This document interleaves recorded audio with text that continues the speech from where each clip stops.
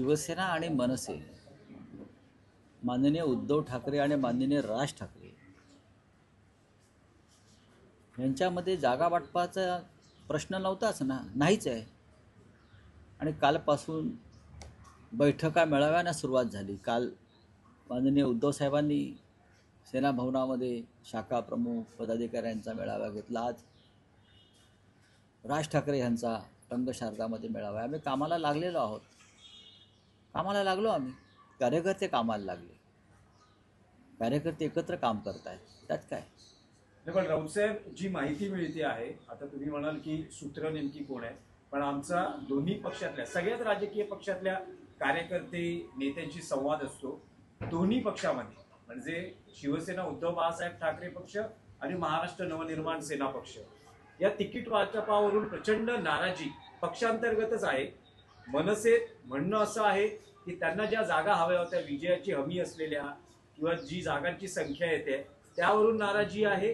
आणि शिवसेनेत ज्या उमेदवारांना प्राधान्य किंवा ज्या उमेदवारांची अशी शिफारस केली होती, जागा मागितल्या होत्या, त्यांना मिळाल्या नाही, त्यामुळे प्रचंड नाराजी आहे. आणि दोन्ही ठाकरेंपुढे आव्हान असेल ही नाराजी शमवणं आणि बंड होऊ नये यासाठी प्रयत्न करणं.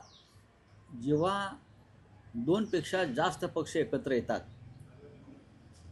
आणि जागांची देवाणघेवाण होते, त्याच्यामध्ये ज्यांच्या जागा जातात अशा सगळ्यात पक्षांमधले त्या त्या प्रभागातले जे प्रमुख लोक असतात, जे इच्छुक असतात, ते अस्वस्थ होणारच.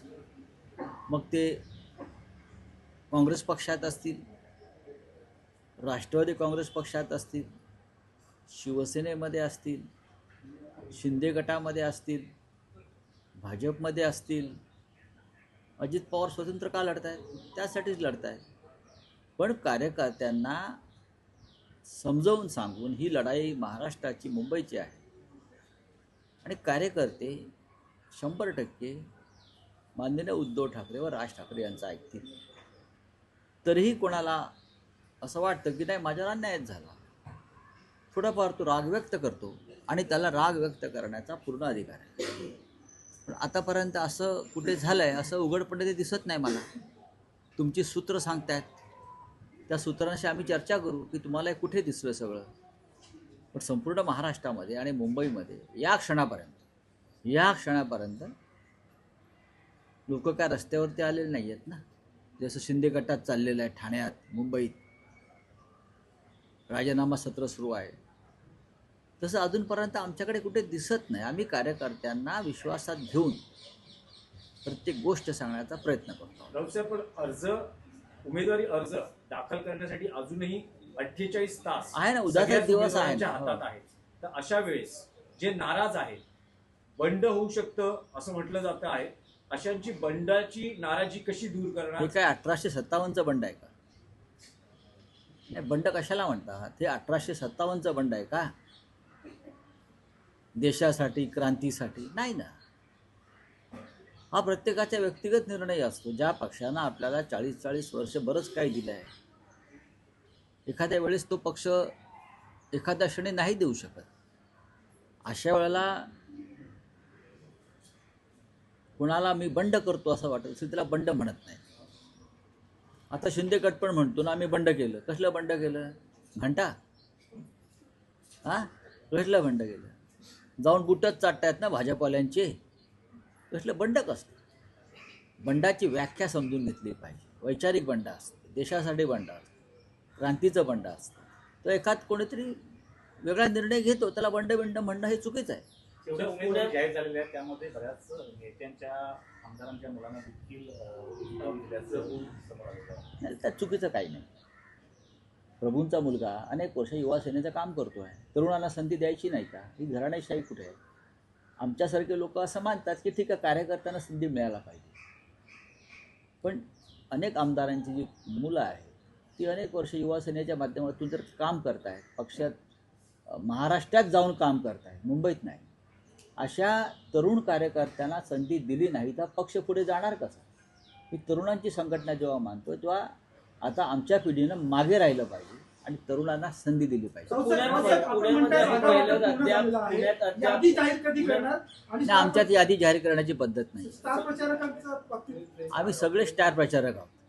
नाही, राऊत साहेब पुण्यामध्ये अजून चित्र स्पष्ट झालेलं नाहीये. काय काय? सांगा पुण्यात चित्र अजून स्पष्ट झालेलं होईल ना, नाहीये. जास्त व्हायलाच पाहिजे ना. कारण काल रात्री मॅरेथॉन बैठक झाला, सचिन अहिर होते, तिकडे स्थानिक पदाधिकारी होते. पण पुण्यामध्ये काँग्रेससोबत तुम्ही जाणार का? पुण्यामध्ये 3 पक्ष 4 पक्ष एकत्र आहेत.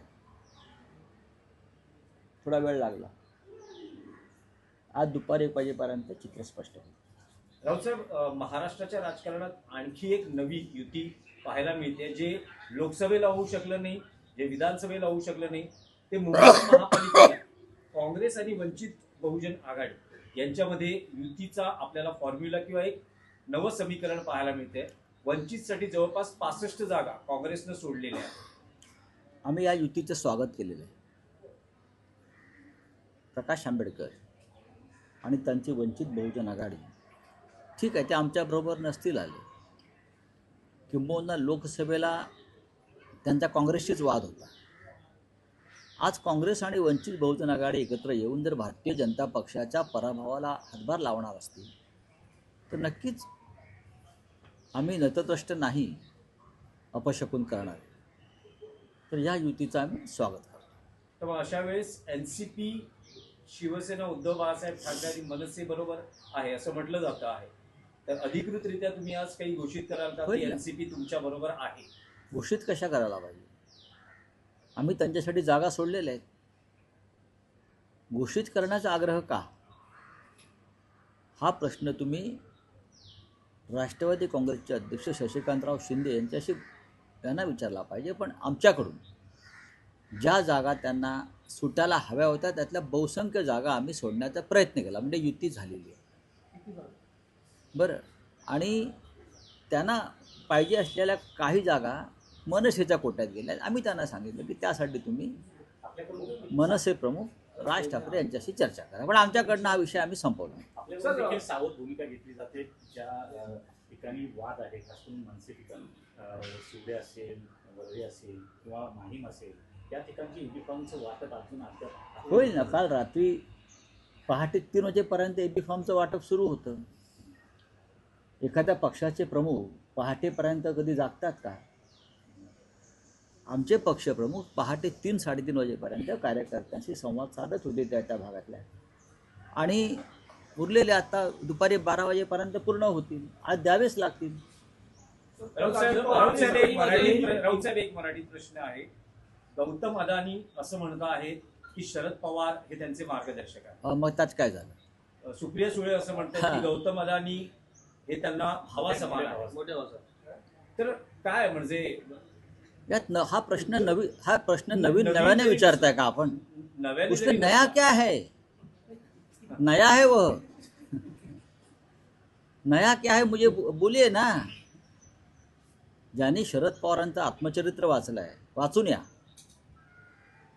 लोक माझे सांगाती, त्यात ब्लॅक अँड व्हाईट आहे त्याच्यामध्ये. पवारांनीच गौतम अडाणीला एक तरुण उद्योजक म्हणून घडवलं.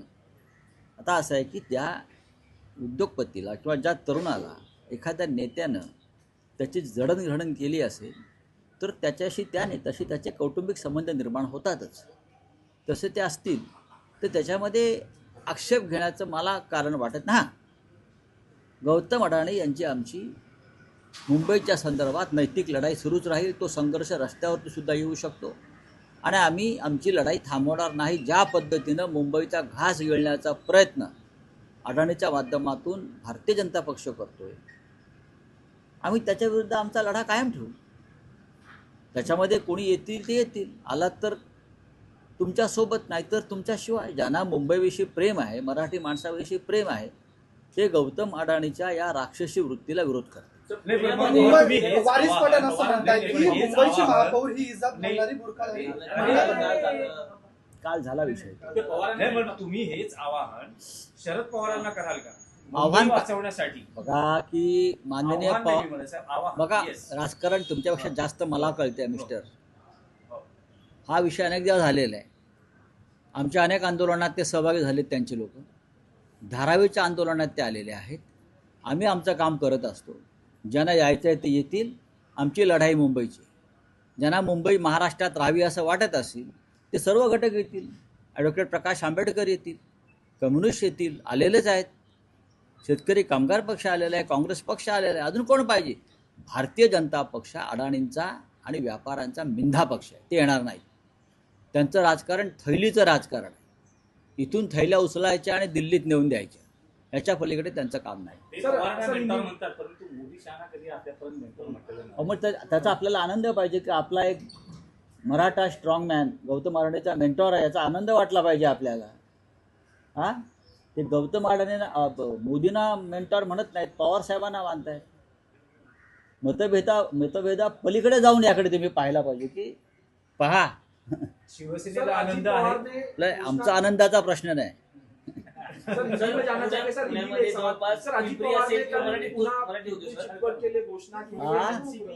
एनसीपी शरद पवार और अजीत पवार साथ में आ रहे आज हैं गुना में। पीसी घेऊन ते घोषित यहाँ करत आहेत. मुंबई में आप बोल रहे हैं आपने जगह छोड़ी है शरद पवार के लिए, क्या कहना चाहते हैं? देखिए, ये पिंपरी चिंचवड़ का तक सीमित मुद्दा है.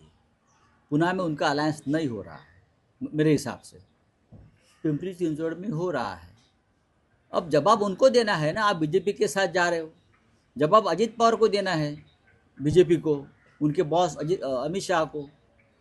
जिस शरद पवार जी के साथ बीजेपी लड़ रही है उनके साथ आप अलायंस कर रहे हो, तो उनको जवाब देना पड़ेगा अमित शाह को.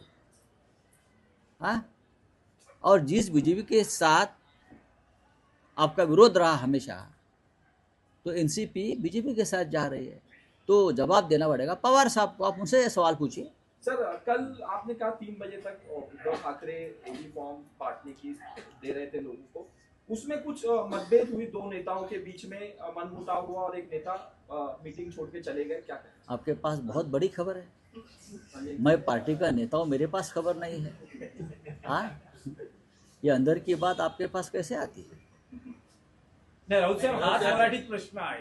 असं काही झालेलं नाही. मातोश्री एबी फॉर्म वाटपाच्या वेळेस काही नाराजी नाट्य दिसून आलं. वरुण सरदेसाई आणि अनिल परब यांच्यात हे नाराजी नाट्य होतं. श्रीकांत सरवळकर यांच्या मी नावाला अडीच वाज- तिकीट दिल्याचा मी 2:30 वाजेपर्यंत उद्धवजींच्या संपर्कात होतो. माझ्या कानावरती असं काही आलं नाही. माझ्या कानावरती असं काही आलेलं नाही. तुमच्याकडे जर अंदर की बात असेल तर मला माहिती नाही. माझ्याकडे असं माहिती नाही. चला, धन्यवाद. कल सर उद्धव ठाकरे ने शिवसेना भवन में लोगों से बातचीत करते हुए कहा कि 2 जो गुजराती मानुस हैं वो गुजराती हैं, वो मुंबई को निकल जाएंगे, इस तरह से बयान दिए. उसमें नई बात क्या है? बार बार उद्धव जी ये बात करते आए. 2 बेच रहे हैं और 2 खरीद रहे हैं, लेकिन मुंबई का सौदा हम नहीं होने देंगे. चाहे आप कुछ भी करो, हम जान की बाजी लगाएंगे, लेकिन मुंबई का सौदा हम नहीं होने देंगे. यही हमारा एजेंडा है इस बीएमसी चुनाव का.